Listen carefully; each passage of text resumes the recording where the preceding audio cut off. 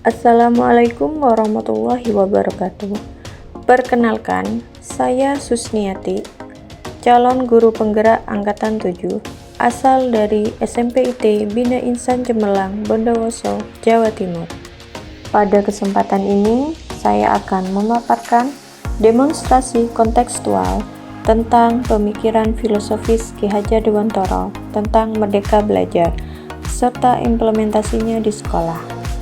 Ki Hajar Dewantara adalah seorang aktivis pergerakan kemerdekaan, kolumnis, politisi, dan pelopor pendidikan bagi kaum pribumi sejak zaman penjajahan Belanda.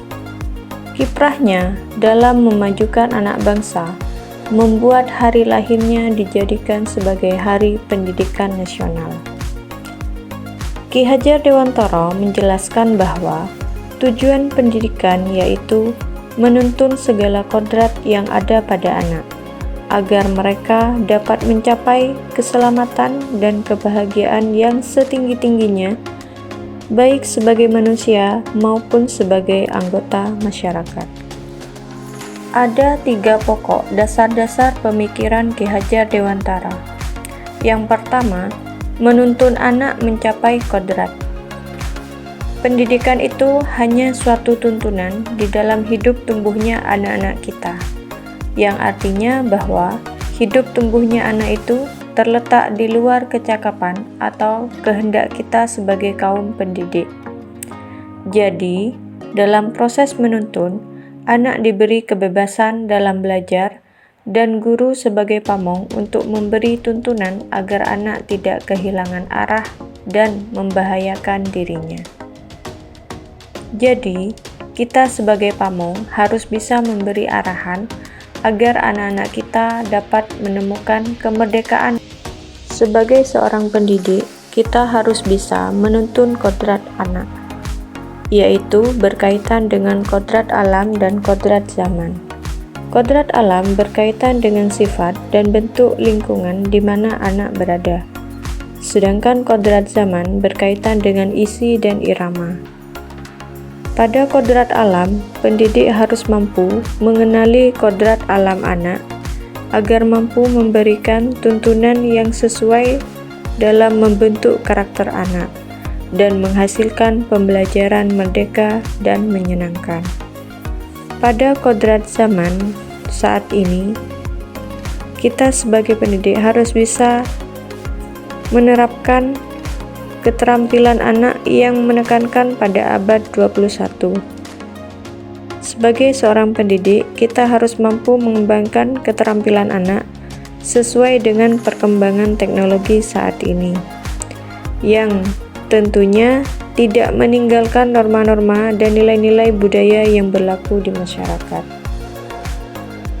Pemikiran Ki Hajar Dewantara yang kedua yaitu pembelajaran berpusat pada anak. Sebagai pusat pembelajaran, kebutuhan anak harus terpenuhi. Setiap anak perlu merasa aman, nyaman, senang, berharga, dicintai, dan dipahami. Dengan menciptakan perasaan aman, nyaman, senang, berharga, dicintai, dan dipahami, akan adanya dorongan munculnya motivasi dan kesadaran anak untuk belajar. Setelah tumbuh motivasi dalam belajarnya, anak perlu hal yang menyenangkan dalam suasana belajarnya. Pembelajaran yang berpusat pada anak atau student center yang lainnya yaitu anak sebagai subjek pembelajaran. Sebagai subjek pembelajaran, anak-anak yang aktif membangun pengetahuannya. Jika guru masih dominan dalam pembelajaran, maka ia sudah mengambil hak anak. Semoga kita sebagai pendidik bisa menerapkan pembelajaran yang berpusat pada anak atau kita namakan dengan student center. Yang ketiga yaitu trilogi pendidikan. Yang pertama, Ing Ngarso Sung Tulodo, yang artinya seorang guru adalah pendidik yang harus memberi teladan. Ia pantas digugu dan ditiru dalam perkataan ataupun perbuatannya. Dalam hal ini, sebagai seorang pendidik, kita harus bisa memberikan teladan atau contoh baik dalam hal perkataan ataupun perbuatan, agar dapat menanamkan pendidikan karakter pada anak. Yang kedua, ing medio mangun karso, yang artinya seorang guru adalah pendidik yang selalu berada di tengah di antara murid-muridnya dan terus-menerus membangun semangat dan ide-ide mereka untuk berkarya. Sebagai seorang pendidik, guru harus menciptakan prakarsa dan ide yang selalu berada di tengah-tengah muridnya untuk memberikan semangat. Nah, guru harus bisa memberikan wawasan yang luas kepada siswa-siswanya dan bukan hanya membaca ulang dari sebuah buku. Kemudian yang ketiga, Tutwuri Handayani, yang artinya seorang guru adalah pendidik yang terus-menerus menuntun, menopang, dan menunjuk arah yang benar bagi hidup dan karya anak-anak didiknya. Sebagai seorang pendidik, guru harus bisa menjadi motivator, bisa menumbuhkan ataupun merangsang serta mengarahkan segala potensi yang dimiliki oleh siswa. Harapannya, mereka bisa memanfaatkan potensinya secara tepat, sehingga mereka bisa lebih tekun dan semangat dalam belajarnya. Berikutnya adalah implementasi yang bisa diterapkan di sekolah berdasarkan pemikiran Ki Hajar Dewantara. Yang pertama yaitu, sebagai seorang pendidik harus bisa menuntun peserta didik sesuai dengan bakat, minat, potensi yang dimiliki, serta kebutuhan peserta didik melalui bimbingan, literasi, dan ekstrakurikuler. Dengan adanya bimbingan ataupun kegiatan literasi dan ekstrakurikuler, harapannya dapat mengembangkan bakat dan minat yang dimiliki oleh siswa. Yang kedua yaitu mengadakan kegiatan pembelajaran yang menyenangkan. Sebagai seorang pendidik, kita harus bisa merancang pembelajaran yang variatif dengan memanfaatkan teknologi dan alam sekitar berdasarkan karakteristik peserta didik, serta mengaitkan materi dengan kehidupan nyata, sehingga dalam proses pembelajaran akan lebih bermakna. Yang ketiga yaitu melaksanakan kegiatan pembiasaan karakter. Sebagai seorang pendidik, kita tidak hanya menuntun anak untuk mencapai perkembangan sesuai dengan potensi yang dimiliki. Selain itu, pendidik juga menanamkan nilai-nilai karakter dan budi pekerti yang baik terhadap anak. Budi pekerti melatih anak untuk memiliki kesadaran diri yang utuh untuk menjadi dirinya sendiri.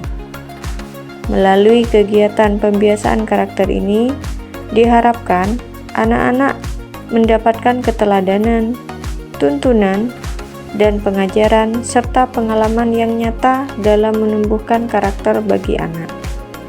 Sehingga dalam kegiatan pembiasaan karakter, anak akan bisa menerapkan nilai-nilai yang sudah didapatkan baik di sekolah ataupun di lingkungan ataupun di masyarakat. Adapun tantangan yang dihadapi dalam penerapan pemikiran Ki Hajar Dewantara di sekolah yaitu yang pertama, kurangnya pemahaman mendalam bahwa penanaman nilai-nilai karakter dan budi pekerti bukan di sekolah saja, namun di dalam alam keluarga menjadi ruang bagi anak untuk mendapatkan keteladanan, tuntunan, dan pengajaran dari orang tua. Yang kedua, tuntunan orang tua dalam orientasi pendidikan di sekolah ditekankan pada kecerdasan kognisi saja, tanpa melihat bahwa anak memiliki bakat, minat, dan potensi yang berbeda-beda. Yang ketiga, pendidik harus lebih terbuka terhadap perkembangan zaman dan perkembangan teknologi sehingga mampu untuk menuntun anak ke arah yang lebih baik. Lalu, bagaimana solusi yang bisa diterapkan? Yaitu yang pertama, sekolah menyelenggarakan pendidikan orang tua atau parenting dan menyelaraskan pemikiran dan pemahaman tentang pendidikan budi pekerti. Yang kedua, mengadakan program pertemuan rutin antara guru dan orang tua. Ketiga, melaksanakan kegiatan mabit dalam menerapkan penanaman nilai-nilai karakter pada anak. Kemudian yang langkah berikutnya, semua warga sekolah harus menyepakati bersama bahwa orientasi pendidikan berdasarkan potensi dan kebutuhan anak. Kemudian yang berikutnya, pendidik harus mengembangkan dirinya melalui kegiatan pengembangan diri, baik itu kegiatan diklat, seminar, ataupun workshop. Demikianlah hasil pemaparan demonstrasi kontekstual dan implementasi di sekolah terkait pemikiran pembelajaran Ki Hajar Dewantara. Terima kasih. Salam Guru Penggerak. Wassalamualaikum warahmatullahi wabarakatuh.